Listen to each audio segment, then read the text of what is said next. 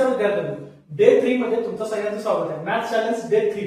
तर डे 3 मध्ये आपण काय बघणार आहोत, पार्ट 2 मध्ये कोणते इम्पॉर्टंट चॅप्टर्स आहेत ते आपल्याला करणे गरजेचे आहे. इथं पण मी सांगणार आहे तुम्हाला 80-20 प्रिन्सिपल आपल्याला वापरायचं. तर आपण बघूया, इथे डिफरन्शिएशन आहे ते 9 मार्काला आहे, ऍप्लिकेशन ऑफ डेरिव्हेटिव्ह 9 मार्काला आहे, इनडेफिनेट इंटिग्रेशन 10 मार्काला आहे, डेफिनेट इंटिग्रेशन 6 मार्काला आहे, ऍप्लिकेशन ऑफ इंटिग्रेशन 4 मार्काला आहे, डिफरन्शियल इक्वेशन 8 मार्काला आहे, प्रोबॅबिलिटी डिस्ट्रीब्युशन 5 मार्काला आहे आणि बायनॅमिक डिस्ट्रीब्युशन 5 मार्काला. तर तुम्ही इथं बघितलं तर ओव्हरऑल हे डेरिव्हेटिव्ह आहे, हे डेरिव्हेटिव्ह आले की तुम्हाला ऍप्लिकेशन ऑफ डेरिव्हेटिव्ह येणार आहे, इंटिग्रेशन आलं की डेफिनेट इंटिग्रेशन येणार आहे आणि ऍप्लिकेशन ऑफ इंटिग्रेशन येणार आहे. म्हणजे एकमेकाला कनेक्टेड हे चॅप्टर आहे. म्हणून मी एकत्रित इथं लिहिले आहे. टोटल 5 वर्षामध्ये डेरिव्हेटिव्ह वरती साधारण 40 क्वेश्चन विचारलेले आहेत.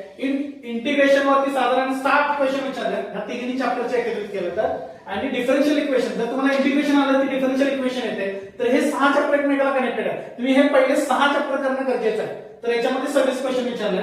प्रोबॅबिलिटी डिस्ट्रीब्युशन बायनॉमियल याच्यामध्ये साधारण 2-2 क्वेश्चन साधारण विचारले, 2 मार्काचा आणि 3 मार्काचा, किंवा एक 2-2 मार्काचे 2 क्वेश्चन विचारले होते एमसीक्यू मध्ये, एखादा एमसीक्यू मध्ये क्वेश्चन.